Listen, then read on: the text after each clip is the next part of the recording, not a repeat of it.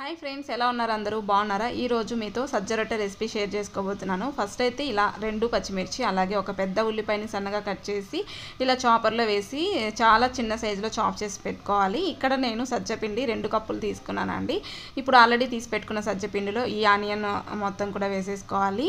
తర్వాత నేను సన్నగా కట్ చేసి పెట్టుకున్న కొత్తిమీర, కరివేపాకు కూడా వేస్తున్నాను. తర్వాత ఒక టేబుల్ స్పూన్ జీలకర్ర అలాగే చిటికెడంత పసుపు, ఉప్పు అన్నీ వేసేసి మీరు కావాలనుకుంటే క్యారెట్ తురుము ఇవన్నీ కూడా వేసుకోవచ్చు అన్నమాట. తర్వాత నేను ఒక టేబుల్ స్పూన్ నువ్వులు కూడా వేసాను. ఇవన్నీ కొంచెం కొంచెం వాటర్ వేసుకుంటూ బాగా మెత్తగా కలిపేసుకోవాలి. మనం గోధుమ పిండి ఎలా కలుపుకుంటామో సేమ్ అలా కలిపి పెట్టుకోవాలన్నమాట. సో ఎక్కువ వాటర్ వేసుకోకుండా కొంచెం కొంచెం వాటర్ వేసుకుంటూ బ్యాటర్ అనేది మనము గోధుమ పిండి వచ్చేలాగా కలుపుకోవాలి. ఇప్పుడు మనం కావాల్సినంత సైజులో పిండి తీసుకొని ఒక కవర్ మీద ఆయిల్ అప్లై చేసేసి కొంచెం కొంచెం ఆయిల్ వేసుకుంటూ కొంచెం వెడల్పుగా చపాతీ సైజ్ అంతా చేత్తోనే ప్రెస్ చేసుకొని 2 వైపులా కాల్చుకుంటే సజ్జ రొట్టె